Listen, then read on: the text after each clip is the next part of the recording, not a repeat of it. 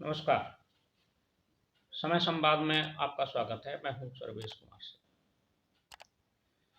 लोकसभा चुनाव का पहला चरण अब नजदीक है। नामांकन शुरू हो गए हैं और चुनावी गहमागहमी भी बहुत तेज है। टिकटों का वितरण भी लगभग पहले चरण का लगभग पूर्ण हो गया है सभी पार्टियों का। उत्तर प्रदेश में पहले चरण में जिन 8 सीटों पर चुनाव होना है, ये सीटें सभी पश्चिम उत्तर प्रदेश की हैं। इसमें सहारनपुर, मुजफ्फरनगर, कैराना, बिजनौर, नगीना, मुरादाबाद, रामपुर और पीलीभीत सीटें हैं। ये चुनाव जो पहले चरण का है, ये बहुत महत्वपूर्ण है। यानी कि उत्तर प्रदेश के चुनाव में ये शुरुआती चुनाव है और ये माहौल बनाने वाला भी चुनाव है। पहला चरण कैसा होगा, ये आगे के चरणों की रणनीति और दिशा भी तय करेगा। लेकिन ये चुनाव बहुत महत्वपूर्ण और बहुत चुनौतीपूर्ण भी है, खास तौर से भारतीय जनता पार्टी और राष्ट्रीय लोकदल के गठबंधन के लिए। अगर ये कहा जाए कि राष्ट्रीय लोकदल और भारतीय जनता पार्टी गठबंधन, या कहा जाए राजग एनडीए की अग्नि परीक्षा है पहला चरण, तो ये भी अतिशयोक्ति नहीं होगी। क्योंकि इस चरण की जो 8 सीटें हैं, उन्हें जीतना सबसे बड़ी चुनौती है। पहले एक नज़र डाल लेते हैं इन 8 सीटों के पिछले 2 चुनाव। 2019 के चुनाव में इन 8 सीटों में से भारतीय जनता पार्टी केवल 3 ही सीटें जीती थी। बाकी, हालांकि कहा जाए कि गठबंधन 3 सीटें जीता था, अब तो ये भी कहा जा सकता है कि राष्ट्रीय लोकदल भाजपा के साथ है तो 3 ही सीटें जीती थी। लेकिन तब गठबंधन में नहीं था राष्ट्रीय लोकदल। 2019 के चुनाव में भारतीय जनता पार्टी ने केवल 3 सीटें जीती थी। ये 3 सीटें थी मुजफ्फरनगर, कैराना और पीलीभीत। बाकी जो 5 सीटें हैं, ये भारतीय जनता पार्टी हार गई थी।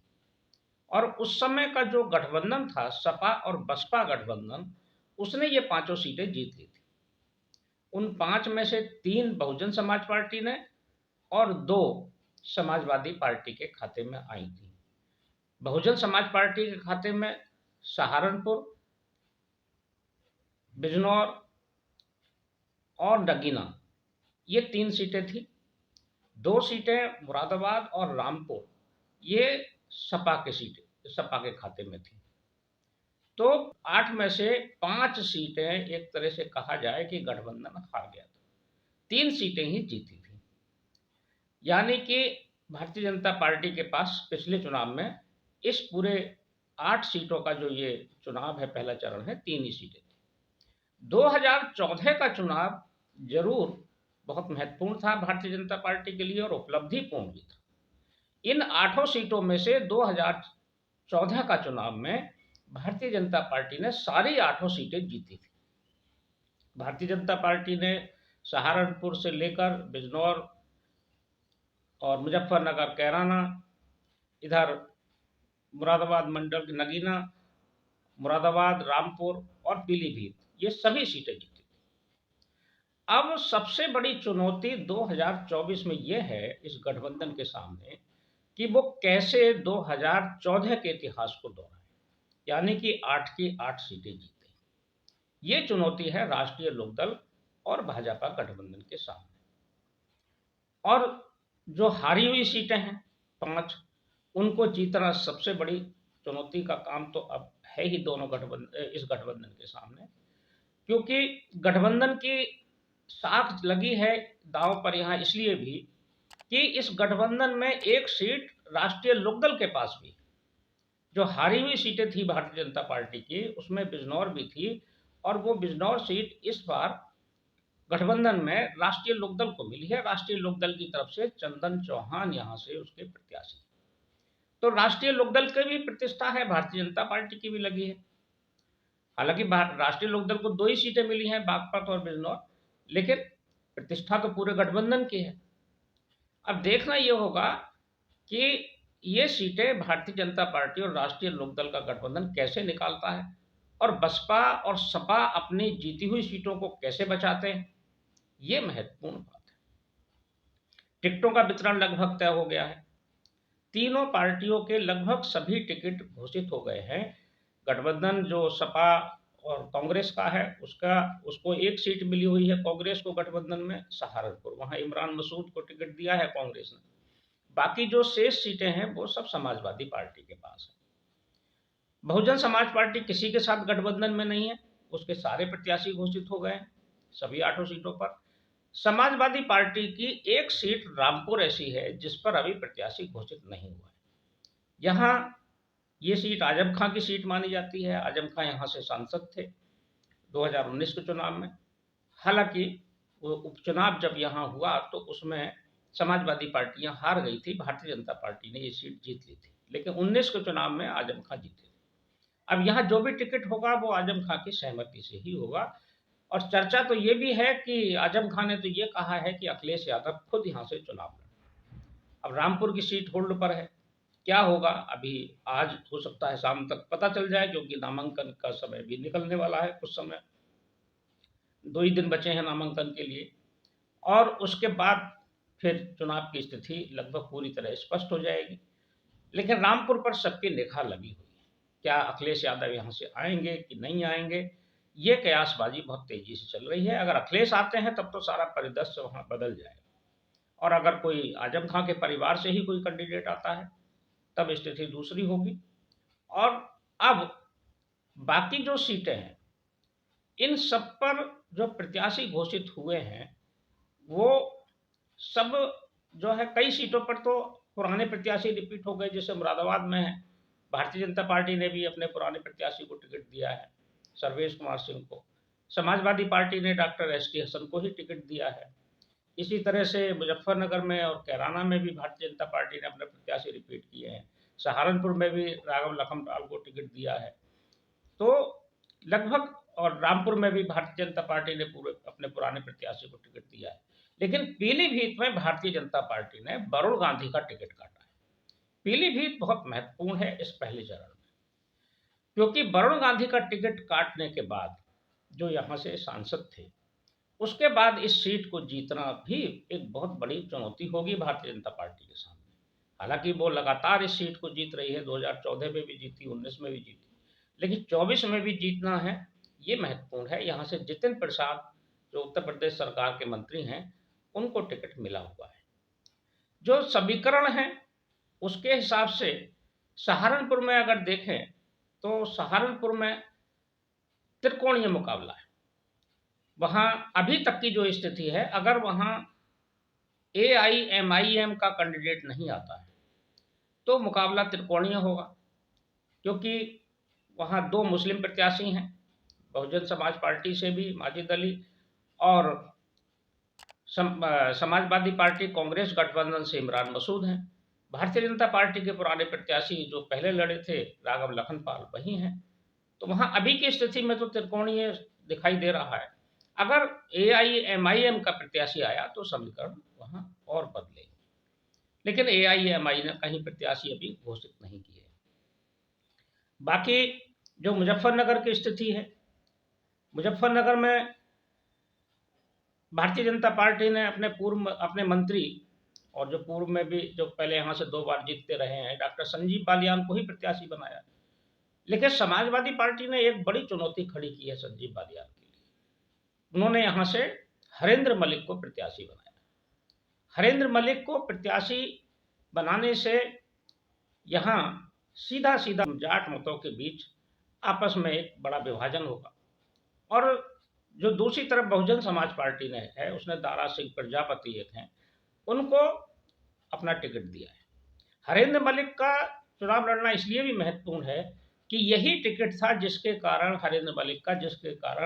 राष्ट्रीय लोकदल और समाजवादी पार्टी का गठबंधन टूट गया था। कहा जा रहा है कि हरेंद्र मलिक को हर हाल में सपा के मुखिया अखिलेश यादव चुनाव लड़ाना चाहते थे। राष्ट्रीय लोकदल को 7 सीटें मिली थी, उन 7 में उनका कहना यह था कि चुनाव चिन्ह राष्ट्रीय लोकदल का हो, कोटा भी राष्ट्रीय लोकदल का हो, सीट भी राष्ट्रीय लोकदल की है, लेकिन प्रत्याशी हरेंद्र मलिक, लेकिन इसे जयंत चौधरी ने नहीं माना था और इसी एक सीट के विवाद में और भी कुछ कारण थे, वो गठबंधन उन्होंने तोड़ दिया था और वो भारतीय जनता पार्टी के साथ चले गए। उन्होंने राजग में शामिल हो गए और उन्होंने यहाँ गठबंधन करके 2 सीटें ले ली थी। इसलिए मुजफ्फरनगर बहुत महत्वपूर्ण। एक और सीट महत्वपूर्ण है कैराना।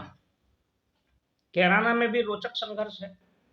कैराना में पहले तो ये माना जा रहा था कि भारतीय जनता पार्टी और समाजवादी पार्टी के बीच सीधा मुकाबला होगा, प्रदीप कुमार और इकरा के बीच सीधे सीधे लड़ाई मानी जाती है जा रही थी। इकरा एक पुराने राजनीतिक परिवार से हैं, उनके पिता सांसद रहे हैं, उनकी माँ भी सांसद रही हैं, उनका भाई सांसद में विधायक है इस समय, तो वो भी प्रभावशाली कैंडिडेट हैं और प्रदीप कुमार पुराने प्रत्याशी हैं।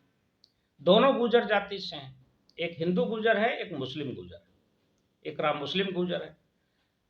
अब बहुजन समाज पार्टी ने इस लड़ाई को त्रिकोणीय बना दिया है। उसने वहां श्रीपाल सिंह को प्रत्याशी बनाया है। इसके बाद ये लड़ाई त्रिकोणीय हो गई है और फिर एक कड़े संघर्ष में की लड़ाई भी हो गई है। इसी तरह बिजनौर सबसे महत्वपूर्ण है। बिजनौर महत्वपूर्ण इसलिए है कि यहाँ पूरे राष्ट्रीय लोकदल की प्रतिष्ठा दांव पर लगी है। यहाँ से चंदन चौहान को प्रत्याशी बनाया है। चंदन चौहान भी एक बड़े पुराने राजनीतिक परिवार से संबंध रखते हैं। 2009 में उनके पिता संजय चौहान यहाँ से सांसद रह चुके हैं। चंदन चौहान गुर्जर जाति से आते हैं।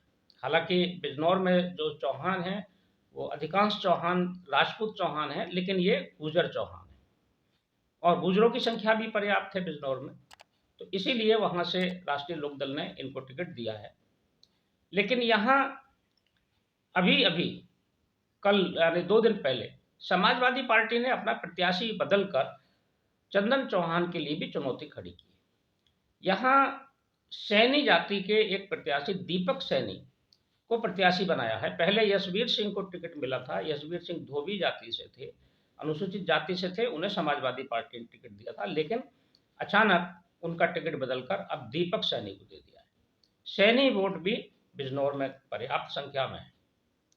अब ऐसी स्थिति में बहुजन समाज पार्टी ने यहाँ फिर एक बार राष्ट्रीय लोकदल और भाजपा गठबंधन के लिए मुसीबत खड़ी की। मतलब जो कैंडिडेट खड़ा किया है वो ऐसा है कि इनको ही नुकसान पहुंचाएगा। वो जाट जाति से है। विजेंद्र सिंह चौधरी विजेंद्र सिंह को टिकट दिया बहुजन समाज पार्टी ने। विजेंद्र सिंह जाट हैं और बताया जाता है कि वो पहले राष्ट्रीय लोकदल के साथ थे और वो जब मैदान में हैं तो वो कितना नुकसान पहुंचाएंगे ये तो समय पर ही पता चलेगा।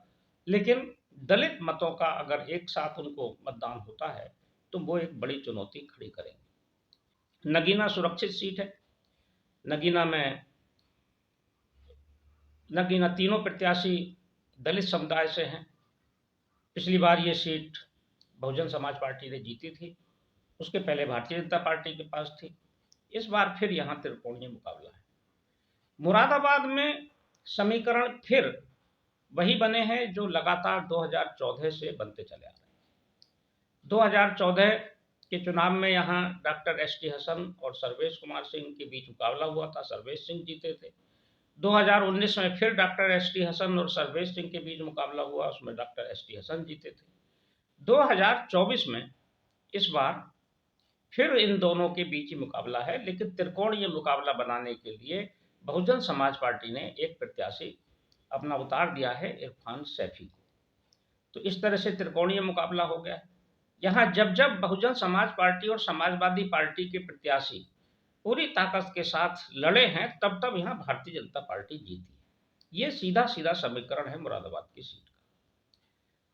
रामपुर में आजम खान जीते थे 2019 में, लेकिन अब इस बार देखते हैं प्रत्याशी कौन आता है समाजवादी पार्टी के बाद, उसके बाद ही स्थिति यहाँ स्पष्ट हो पाएगी। हालांकि बहुजन समाज पार्टी ने जीशान खां को अपना प्रत्याशी बना दिया है, यानी कि मुस्लिम प्रत्याशी ही उन्होंने भी दिया है और समाजवादी पार्टी से भी कोई मुस्लिम आता है तो भारतीय जनता पार्टी फिर ये उम्मीद कर सकती है कि वो 2014 का इतिहास दोहरा सकती है। इसी तरह से पीलीभीत की चर्चा हम कर चुके हैं। पीलीभीत में जितिन प्रसाद भारतीय जनता पार्टी से हैं, पुराने कांग्रेसी हैं।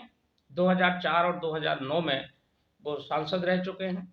2004 में वो शाहजहांपुर से जीते थे और 2009 में धौरहरा से जीते थे। केंद्रीय मंत्री भी रहे थे, कांग्रेस के बड़े खास राहुल गांधी के कैबिनेट के सदस्य थे, राहुल गांधी के मित्र थे और जो युवा चेहरे थे कांग्रेस के एक समय, जो कहा जाता था कि ये कांग्रेस का भविष्य है, उसमें से एक थे। लेकिन ये छोड़कर भारतीय जनता पार्टी के साथ आ गए और अब भारतीय जनता पार्टी में मंत्री हैं, उत्तर प्रदेश सरकार में लोकसभा का टिकट मिला है।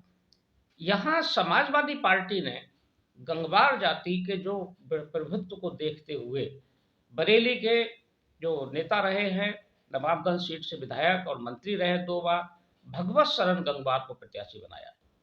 जबकि बहुजन समाज पार्टी ने भी अपने पूर्व मंत्री अनीस अहमद खां फूल बाबू को प्रत्याशी बनाया है। इनका भी अपना प्रभाव है।